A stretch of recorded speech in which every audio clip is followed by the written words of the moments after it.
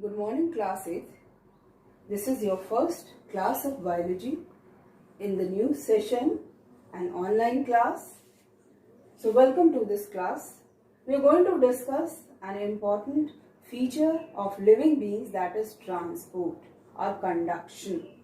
Transport or conduction is very important to carry necessary materials from one cell to another cell, especially in multicellular animals and plants. So in multicellular animals and plants there are many cells, and every cell needs important material for life, and therefore transport is needed. In the current situation you can understand transport is very important because most of the transport vehicles are not allowed to move, and therefore in some cities there is shortage of important items like medicines, sanitizers and other goods. So imagine if there is no transport in the living body, so cells will not get sufficient life materials to keep them alive. Transport is needed for exchange of gases in the important processes of respiration and photosynthesis in both plants and animals, especially respiration. Then nutrition. Every cell needs food to produce energy, and when every cell produces energy, our body gets energy. Then whatever food has been digested to produce energy, after being utilized, the waste matter has to be removed from the body of plants and animals. So transport system is needed again to carry these waste to the exit points. Now in the lesson 1 we have transport in plants. We are going to study about transport in plants. Plants, as you know, are fixed to one place. So they have special structures to satisfy their needs in a limited area. They've got roots, stems, leaves. Roots help to absorb water, and through the stem the materials, water, minerals, food, etc. is conducted to other parts of the plant like leaf, flowers, fruits and so on. Now the transport in plants is done with the help of two tissues which are a part of a system called as vascular system or the conducting system. This vascular system has got first category of cells as xylem cells and the second is phloem cells.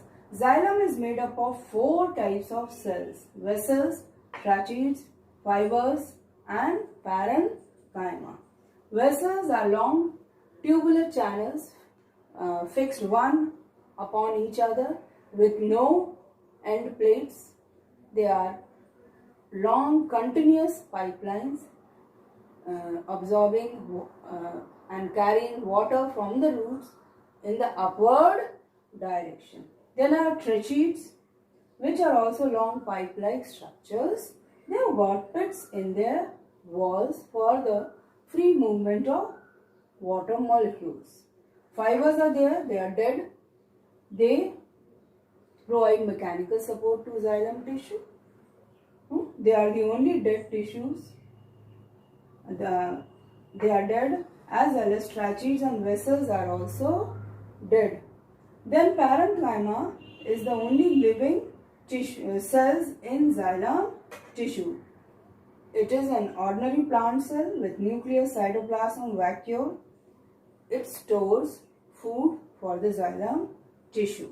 The second type of tissues found in vascular system are phloem. Phloem is again made up of 4 types of cells.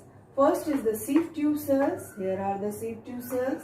They are also long pipe-like cells placed one on top of each other, but there are end plates. One cell ends into a sieve plate with sieve pores.